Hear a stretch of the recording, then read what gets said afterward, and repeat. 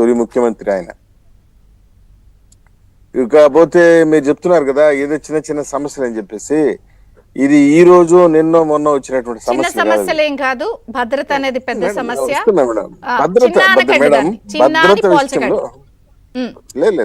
వినండి, భద్రత విషయంలో టాప్ ప్రయారిటీ ఇస్తున్నారు ముఖ్యమంత్రి గారు, మీకు దాంట్లో రెండో సందేహం లేదు. కాకుంటే నేను చెప్తున్నా కదా, చంద్రబాబు నాయుడు గారు ఎలవేలుపు వెంకటేశ్వర స్వామి దేవాలయం, వెంకటేశ్వర స్వామి యొక్క కుటుంబ దైవం. ఆయనకి వెంకటేశ్వర స్వామి అంటే అమితమైన సెంటిమెంటు, గౌరవం. ఆయన వచ్చిన తర్వాత తిరుమల క్షేత్రంలో పవిత్రత గాని ఆగమ శాస్త్రం గాని ఎప్పుడు కూడా ఎక్కడ కూడా కించిత్ డీవియేషన్ ఉండదు, దాంట్లో మీకేం సందేహం లేదు. కాకుంటే కొందరు ఉద్దేశపూర్వకంగా నీలి మీడియాలో ఈ విధంగా ప్రచారాలు తప్పించి, నేను నిజం చెప్తున్నాను, కల్తీ నెయ్యి లాంటి ఘటనని అత్యంత సీరియస్ గా తీసుకొచ్చి బయట పెట్టినటువంటి వ్యక్తి ముందు ముఖ్యమంత్రి గారే బయట పెట్టారు. తిరుమల ప్రసాదంలో నెయ్యి కల్తీ జరిగింది అని దీనిపైన సిబిఐ చేత విచారణ జరిపించడానికి తొలి అడుగు వేసింది మన ముఖ్యమంత్రి గారే. ఆయనకి దానిపైన శ్రద్ధ లేకుంటే ఎందుకు తీసుకుంటారు చెప్పండి?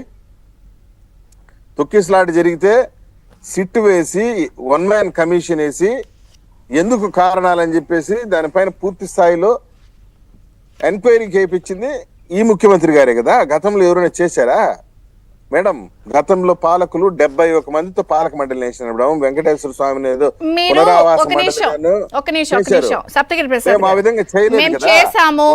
నీళ్ళు మీడియా వాళ్ళ సంగతి వదిలేండి, వాళ్ళని ప్రజలు తిరస్కరించారు, అయిపోయింది ఆ కథ.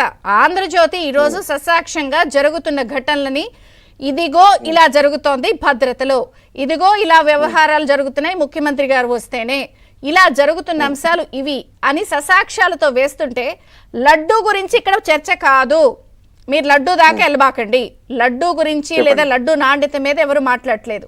కొన్ని అంశాలు ఇంకా చర్చనీయాంశంగా ఉన్న నేపథ్యంలో దాని గురించి కన్ఫైన్ అయ్యి సమాధానం చెప్పండి.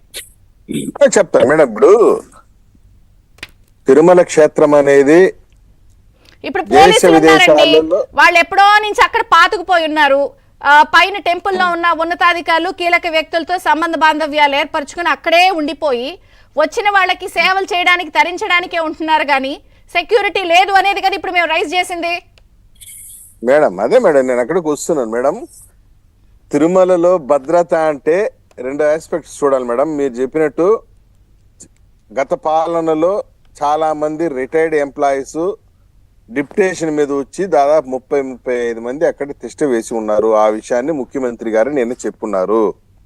ఒక 30-35 మంది రిటైర్డ్ ఎంప్లాయీస్ వచ్చి తెల్ల ఏనుగుల మాదిరి తిరుమల దేవాలయంలో లక్షలాది రూపాయల జీతభత్యాలు ఇతర అలవెన్స్లు పొందుతూ కొండపైన తిష్ట వేసి ఉన్నారు. దాన్ని ఆయన చెప్పారు నిన్న. తక్షణం వాళ్ళందరినీ కూడా రివోక్ చేయమని చెప్పి ఇన్స్ట్రక్షన్స్ ఇచ్చున్నారు.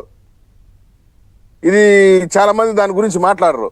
ఎంతసేపు ఆడెవడో టోపీ వేసుకొచ్చినాడు, వాడేదో ఇది వేసుకొచ్చినాడు అని చెప్పి దాని గురించి హైలైట్ చేసిన సీఎం గారు నోటీస్కి వచ్చింది. అది 35 మంది ఉన్న విషయం.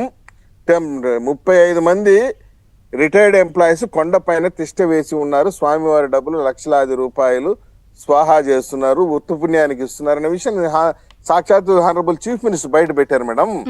మేడం, ముఖ్యమంత్రి గారి యొక్క చిత్తశుద్ధిని ఏ పాయింట్ లోనూ శంకించవలసిన పని లేదు. పైగా ఇంకొక మాట అన్నారు ఆయన కూర్చోబెట్టి, కోఆర్డినేషన్ తో పనిచేయండి. సార్ ఒక్క విషయం, మీరింత చాలా తేలిగ్గా ఒక్క నిమిషం క్వశ్చన్ వినండి.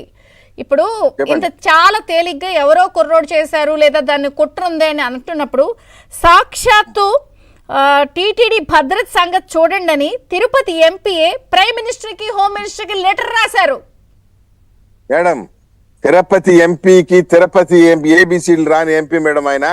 ఆయన ప్రైమ్ మినిస్టర్ కి రాసిన అవసరమైతే ఆయన ట్రంప్ కూడా రాస్తాడు మేడం లెటరు. ఆయన తిరుపతి ఎంపీ ఏ రోజైనా వచ్చి ముఖ్యమంత్రిని కలిసి ఏదైనా సలహాలు ఇచ్చినటువంటి దాఖలాలు ఉందా? ఎంతసేపు విఐపి బ్రేకులు, దర్శనాలకు లెటర్లు పంపించడం చెప్పించే ఆ లెటర్ ఏదో మా ముఖ్యమంత్రి గారికి ఎత్తుకొచ్చి ఇవ్వచ్చు కదా, వద్దంటామా ఆయన్ని? నీ సలహాలు సూచనలు వద్దంటామా? 5 ఏళ్ళు మీరే కదా పాలక మండలిలో ఉన్నారు, 71 మందిని వేసారు కదా పాలక మండలిలో, స్పెషల్ ఇన్వైటీస్ వేసినారు కదా పాలక మండలిలో.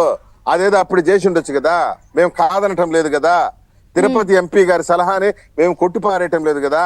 నువ్వు సలహా ఇస్తే మేము వద్దంటామా?